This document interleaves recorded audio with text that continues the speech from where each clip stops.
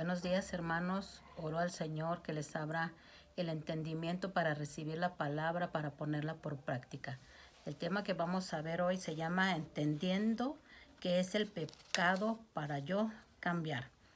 El pecado es una ofensa tan fuerte que solo es posible limpiarlo a través de la muerte. Nosotros como pecadores merecíamos la muerte eterna, pero Jesús en su infinito amor ofreció su vida para morir en nuestro lugar. En el momento de su muerte, Jesús fue cargado con los pecados de toda la humanidad, y cuando murió, pagó por nuestros pecados y nos libró de la maldición. En Isaías 53, del 6 al 7, dice: todos nosotros nos descarriamos como ovejas, nos apartamos cada cual por su camino, pero el Señor hizo que cayera sobre él la iniquidad de todos nosotros. Angustiado él y afligido, no abrió su boca. Como cordero fue llevado al matadero, y como oveja delante de sus trasquiladores se enmudeció y no abrió su boca. Entonces podemos ver que nosotros nos hemos descarriado, nos descarriamos fuera de la voluntad de Dios, y a causa de esto todo el pecado cayó sobre él. Y en el Nuevo Testamento dice que Jesús fue angustiado y fue afligido y no abrió su boca. Cuando lo presentaron a los sacerdotes, él no abrió su boca. Él calladito sabía a dónde iba a ir, sabía que iba a ir como oveja al matadero, pero sabía cuál era la voluntad de su Padre. Entonces, por ti, por mí, pasó lo que pasó Jesucristo para redimirnos de todos nuestros pecados. ¿Qué es el pecado? Es cualquier cosa que una persona hace en contra de la voluntad de Dios. ¿Qué ha provocado el pecado? Una barrera entre Dios y el hombre que solo Jesucristo puede quitar. Podemos ver que el pecar es hacer lo contrario al plan de Dios, y una de las consecuencias, la más importante, es la separación del ser humano con su Creador. Mira, dice que Dios no puede ser burlado, hermano, no nos engañemos. El pecado nos aparta de Dios. ¿Cuántas veces pecamos constantemente y decimos, pero Dios está conmigo? Cuando es una mentira, porque dice que el pecado nos separa del amor de Dios. Entonces tenemos que reconsiderar, tenemos que hacer un acto de conciencia si estoy en la voluntad de Dios o no. ¿Dónde tuvo el origen el pecado? En el cielo. Isaías 14:12 dice: ¿Cómo has caído del cielo, oh lucero de la mañana, hijo de la aurora? Has sido derribado por tierra, tú que debilitabas a las naciones, pero tú dijiste en tu corazón: subiré al cielo por encima de las estrellas de Dios, levantaré mi trono y me sentaré en el monte de la asamblea. En el extremo norte subiré sobre las alturas de las nubes, me haré semejante al Altísimo. Entonces aquí podemos ver que la rebelión empezó en el cielo con Satanás. Satanás quiso subir más alto que el Dios Altísimo por tanta soberbia que tenía. Pero Jesucristo quería bajar y se humilló. El diablo quiso ser semejante a Dios y fue echado del reino de Dios. ¿A quién pertenece el que practica el pecado? Pertenece al diablo. Dice Juan 3:8: el que practica el pecado es del diablo, porque el diablo ha pecado desde el principio. El Hijo de Dios se manifestó con este propósito, para destruir las obras del diablo. Estas obras son las que viven arraigadas en tu corazón, por ejemplo, la envidia, celos, orgullo, mentira, terquedad, amor por tus cosas o lo que tienes, adulterio, fornicación, chisme, hechicería, pleitos, iras, borracheras, idolatría. Todo esto es la práctica del pecado. ¿En qué posición te encuentras tú? ¿Con quién comenzó el pecado en la humanidad? Con Adán y Eva.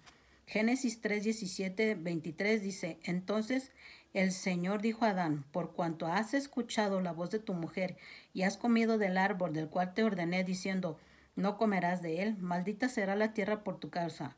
Con trabajo, dolor, comerás de ella todos los días de tu vida.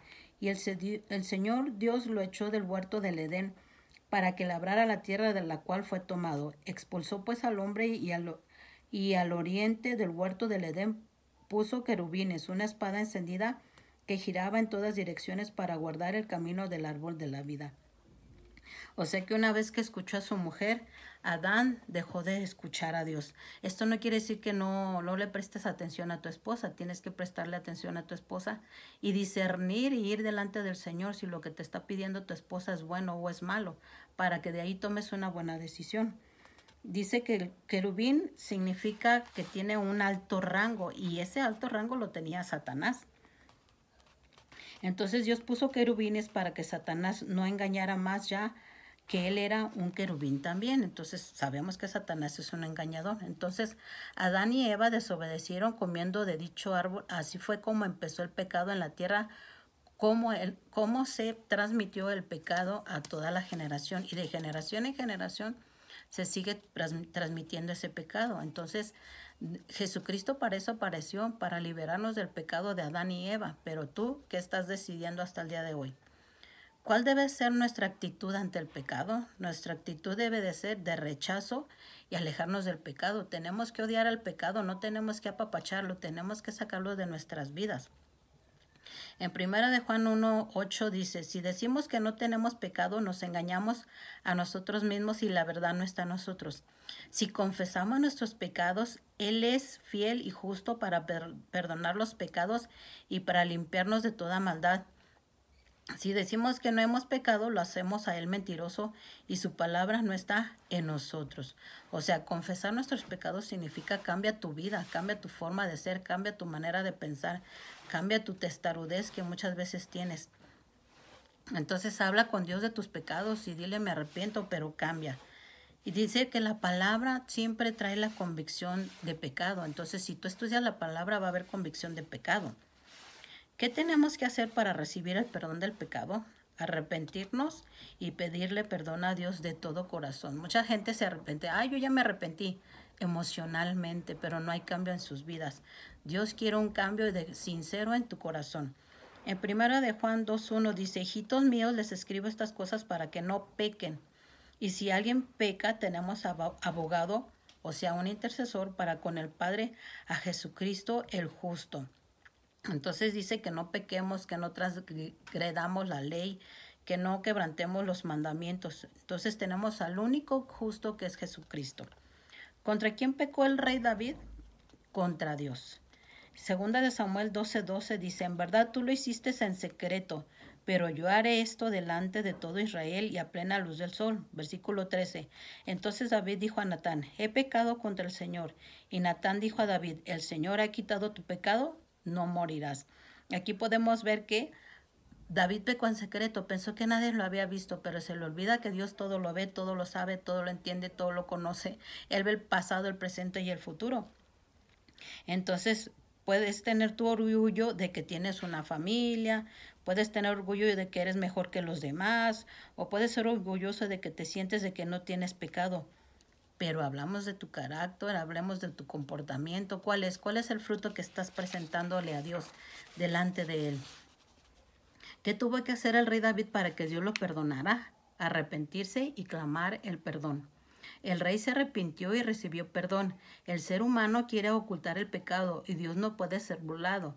Él lo sabe y lo conoce todo. Si se siembra pecado, eso mismo se cosechará. Arrepentirse significa cambio de actitud.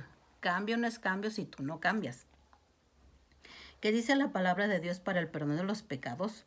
En Miqueas 7:19 dice, volverá a compadecerse de nosotros, eliminará nuestras iniquidades. Sí arrojarás a las profundidades del mar todos nuestros pecados. Dios siempre le gusta tener misericordia de nosotros, siempre le gusta tener compasión de nosotros, pero sí no le gusta que sea burlado, que estemos constantemente arrepintiéndonos y haciendo lo malo. Y aquí dice que Él me mandará al profundo de la mar todo. A lo profundo del mar nadie ha llegado ni llegará, porque Dios así lo estableció. Y es el lugar donde Dios pone nuestros pecados y nunca más se acuerda de ellos. Que no se te olvide que la misericordia de Dios es muy grande. ¿Cuál es la paga del pecado? Romanos 6:23 dice, porque la paga del pecado es muerte, pero la dádiva de Dios es vida eterna en Cristo Jesús nuestro Señor. O sea, el regalo de Dios es que tengas vida. La palabra muerte quiere decir separación, y cuando hablamos de muerte espiritual quiere decir separación de Dios. Dios quiere que alcancemos perdón por medio del sacrificio del Señor Jesucristo, por lo tanto, que tengamos la vida eterna. ¿Cuál es la solución para no tener muerte espiritual? Aceptar a Jesucristo, a que viva en nosotros y confesarlo. Juan 3:16 dice, porque de tal manera amó Dios al mundo que dio a su Hijo unigénito para que todo aquel que en él cree no se pierda, sino que tenga vida eterna. ¿A dónde vamos a ir a dar si no nos arrepentimos? Pues en el infierno, y vamos a continuar perdidos en el pecado. Pero Dios amó tanto al mundo que envió a su Hijo por nosotros. Romanos 10:9 dice que si confesares con tu boca que Jesucristo es el Señor y crees en tu corazón que Dios le resucitó de entre los muertos, serás salvo.